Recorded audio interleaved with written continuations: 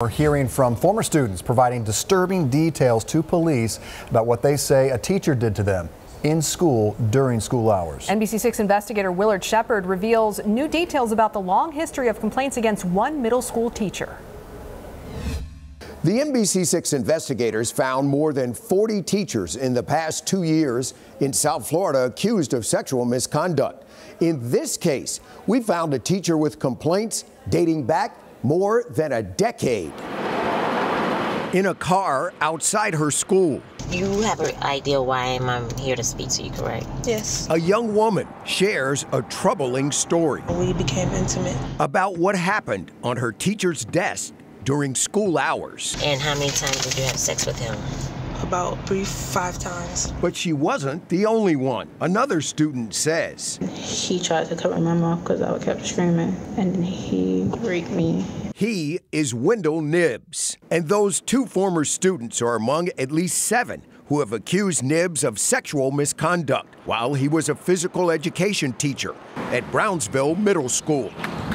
He's now off the job and has entered a not guilty plea to a sexual battery charge. I don't play around like that now. Nibbs denied the allegations during a 2017 interrogation with Miami-Dade school police. I never had any sexual encounter with any student. Nibbs' arrest warrant and personnel file show a history of complaints. 2004, asking for oral sex. 2006, wanting a kiss. And several for inappropriate comments. Nearly all complaints of a sexual nature were ruled unsubstantiated or with no probable cause until 2016, when he was told to stop inappropriate communications. 2 months later, he was removed from the classroom for good after that complaint about sex with a student in the classroom. He told me I had the body of a grown woman when I was 13. Another student who we are not identifying says it was 2013 when Nibbs started touching her. Outside by the basketball court, he would grope me. It got to the point every time I seen him, he was touching me below my waist. But yes. Her father remembers the moment she told him what was happening. This is my daughter. This is my baby girl. Your job as a parent is to protect your child.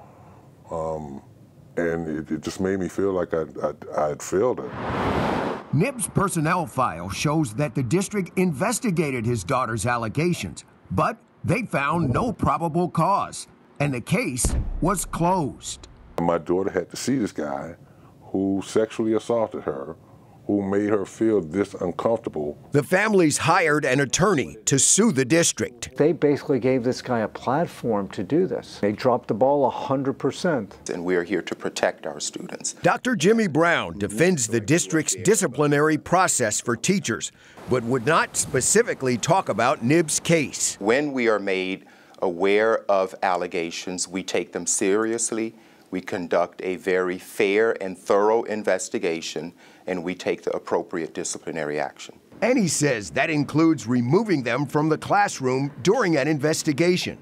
Nibbs' personnel file shows that was done at least twice, in 2004 and in 2016. They are placed on alternate assignment during the course of that investigation until the results come back.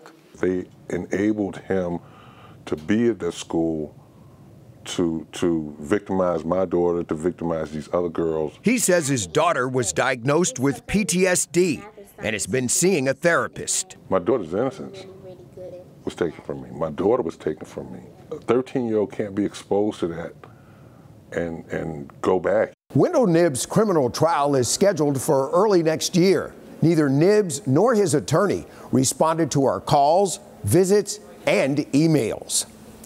Willard Shepard, NBC6 News.